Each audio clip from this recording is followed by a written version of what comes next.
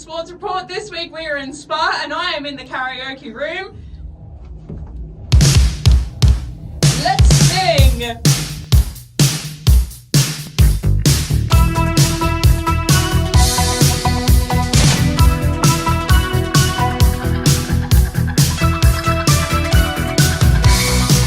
Hello sports fans and welcome back to the Sports Report.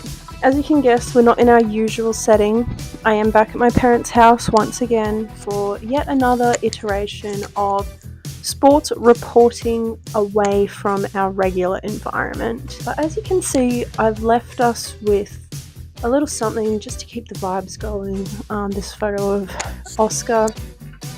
He's going to be keeping us company. We are of course in Spa, if you haven't already guessed, for the Belgium Grand Prix. Now, some things we need to know about Spa.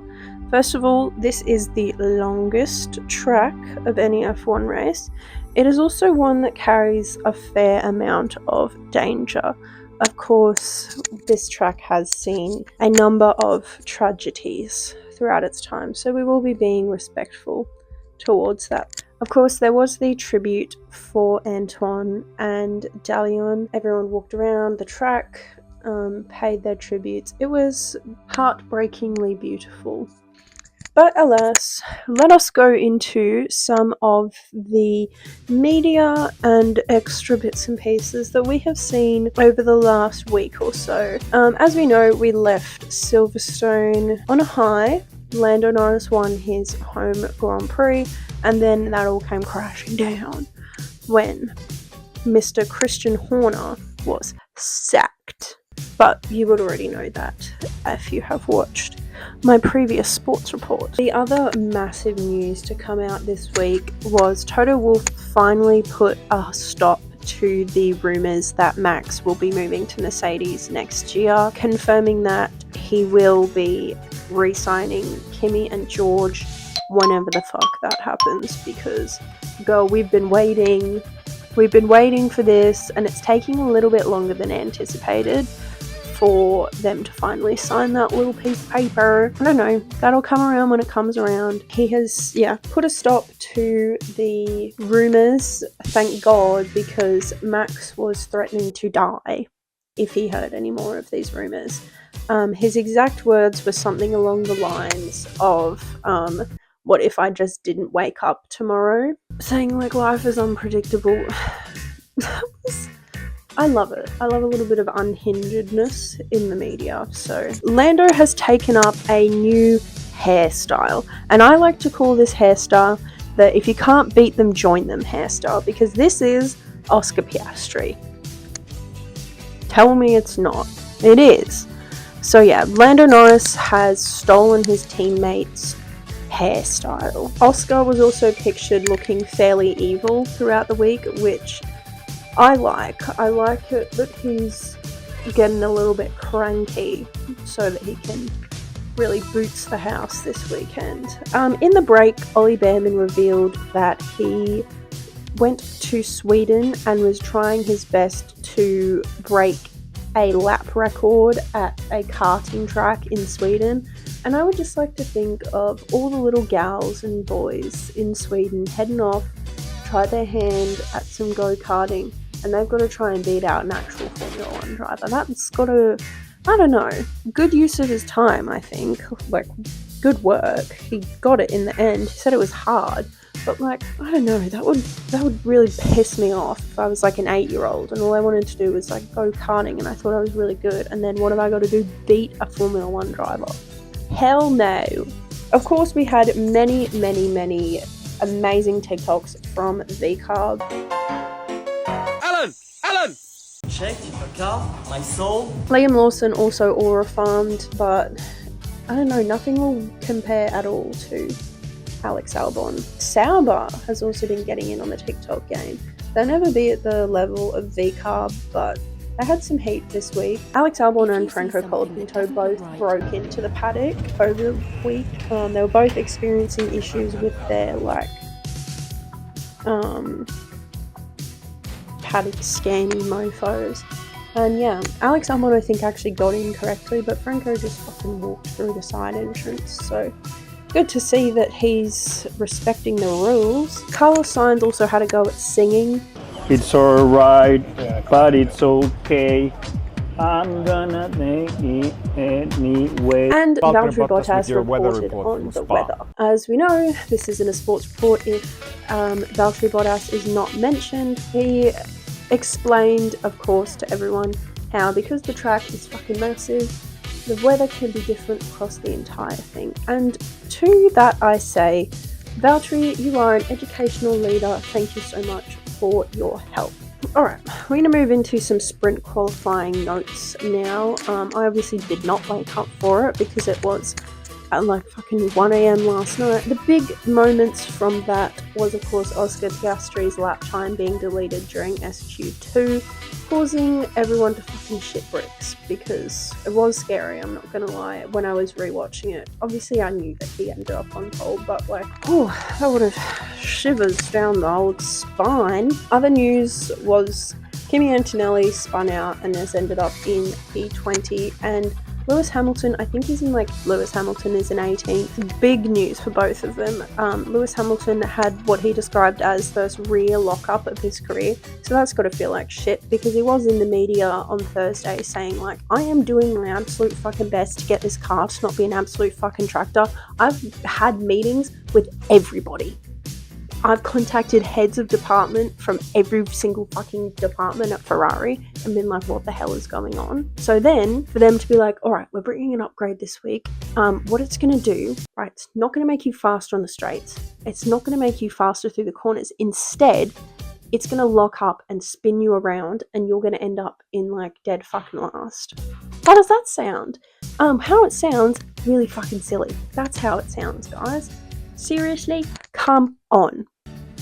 Come on, I'm not even a Ferrari fan, and I now understand on such a deep personal level why those guys want to die all the time. Alright, that's all that I've got for the moment. I will be back post-sprint this evening. I'm watching it with my dad for the first time, and I'm very excited. It's the first time he's going to be watching any kind of Formula One race. He's very excited. He really likes the fact that I've got so much knowledge on everything, and I'm so knowledgeable, which makes me feel really good, because I obviously don't know everything at all, but to my dad, I'm basically fucking crofty, which is great. It makes me feel really good about myself.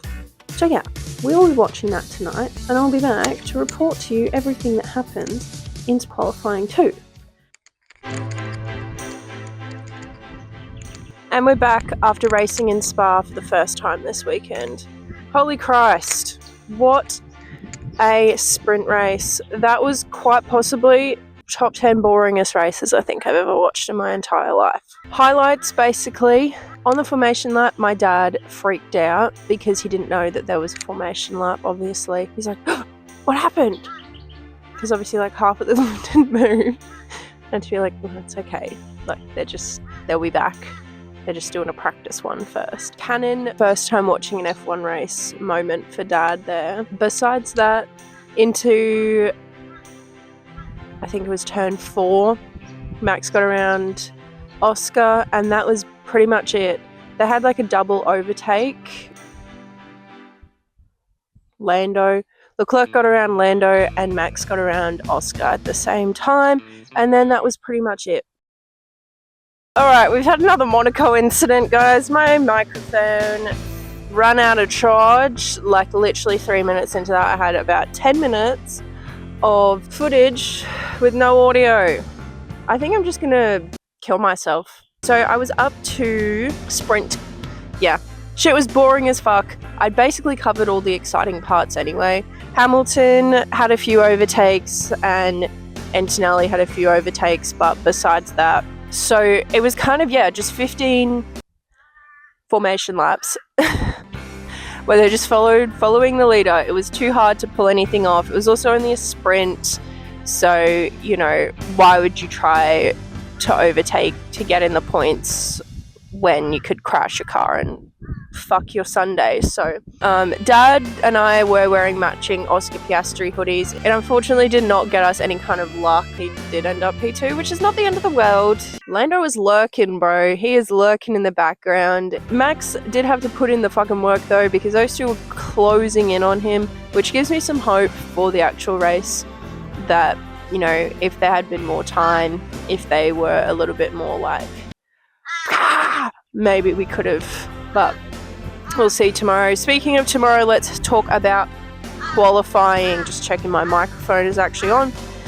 The first thing that happened was Lance Stroll crashed into Nico Hülkenberg as they were exiting the pits, ran over his fucking front wing, so I had to replace that. That was kind of a tale of two wrongs, don't make a right. Lance wanted to get out, Nico was following the instructions of his mechanics, and yeah, they just bashed into each other. So, do you mind?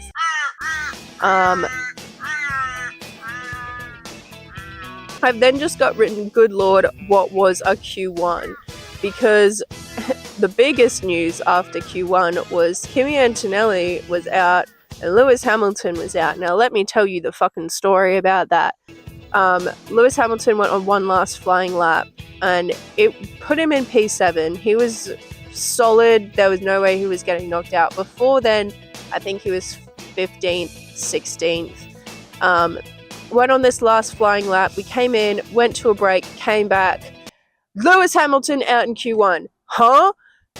He had exceeded the track limits coming up the fucking hill, gone off in the same way that Oscar did in sprint qualifying, and the motherfucker was out. That left the Q1 nominees as Kimi Antonelli, Lance Stroll, who's in last, Alonso, who's in second last, Franco Colapinto, and we had Gabriel Bortoleto ready to be knocked out, but of course Lewis Hamilton took his place. He must have said a fucking good prayer in that fucking garage. Be like, please Lord, let me through. I've got something great. You've just got to give me a chance. And the Lord did. He said, fuck Lewis Hamilton. He's going to drive off the track and you're going to get to go through. The girlies are definitely going to be talking after this weekend about what is going on at Ferrari, which is the unanswerable question. I have been a defender that it's not Lewis Hamilton, it's Ferrari. That is slowly starting to change though. 2 Q1s, an SQ1 and a Q1 eliminations for him. Kimi Antonelli, the poor kid, bro, he's just struggling, and I hope he gets his contract. I think that might settle him a little bit more, because it feels like right now he is walking on eggshells, but instead of walking on eggshells, he's bulldozing the fucking eggshells, because Queen, what do you mean you've been eliminated twice in a Q1? Ooh, no. Moving into Q2, I noticed that over this weekend, Haas has been really, really strong. Unfortunately, both of them did get knocked out in Q2, which was a shame. Ollie Behrman had a little incident with Yuki Tsunoda, which just left him absolutely fucking boiling. Like, he was cranky as he was driving, and then had a very valid crasher on the radio once he got back to the garage, being like, what the fucking hell was that? Considering those two had been, I think personally, really strong all weekend, to see them gone, it's not great, but we're looking for a redemption arc here, people. Speaking of redemption arcs, Yuki Tsunoda has made an absolute fucking return of the century. I'd like to say it's because he met Nicole Piastri and she just imbued him with something incredible. But yeah, they've also talked about some upgrades that he's put on his car. Maybe it's his old team boss being back instead of that fucking parasite. Yuki in the top 10, we could get to see some Japanese Ministry of Defense this weekend, which would just be awesome. Bortoleto, he has also made an absolutely insane redemption arc, going from almost being knocked out to putting it in P10. That was insane, bro. Oh no, the dogs are here. Ow, get down. Get down. Alright, if I had a nickel for every time my mic went flat while trying to record my qualifying and sprint race notes, I would have 2 nickels. What the fuck was that? Alex Albon has also had a redemption arc and is back. He had a very good qualifying performance, and that leaves our top 10 as Norris P1, Piastri P2, Leclerc P3, Verstappen P4, Albon P5, Russell P6, Tsunoda P7, Hadjar P8, Lawson P9, and Bortoletto P10. So that is where we will leave it heading into tonight's race. Let's fingers crossed that Oscar Piastri pulls off the exact same move that Max Verstappen did to him yesterday and just goes and then flies away. That's all I can hope. Yeah, we will see you tomorrow. Oscar Piastri wins the Belgian Grand Prix. Really good job, mate. Really good. Nicely done. Nicely done. We are so back, ladies and gentlemen. This is how I want to be recording Sports Report. Just elated at a result. I always say my favorite kind of Formula One race to watch is one where I get on in the middle of the fucking night to not watch my favorite driver drive. I love it when the broadcast barely fucking shows them. They have to focus on other people. That is the kind of race that I like to see. We will be doing some unbiased reporting. We will talk about the whole race as a whole, but let me just tell you this for fucking sure. I am happy. It's been a drought over here a little bit. We haven't seen the kind of domination that I enjoy as much, but alas, we're back, lads. First of all, fucking what a race. That's always the way to start it. There was almost no race. It was raining, of course. We got on, we did a formation lap, and then motherfucker, it took like a full hour and 20 minutes for the actual race to start. But as a result, we got heaps of yapperoning from the blokes. Got some unneeded Brosades law. I don't really give a fuck about Brosades, but still, it was fun to hear. For me, it was like 12:30 before the race started. It was meant to start at 11. So, needless to say, I was falling asleep a little bit. I was in my like static pose with my laptop like on my bed. And I was like, don't fall asleep, mate. Just stay awake until you know like the race is like settled. After 4 laps behind the safety car, we got a rolling start.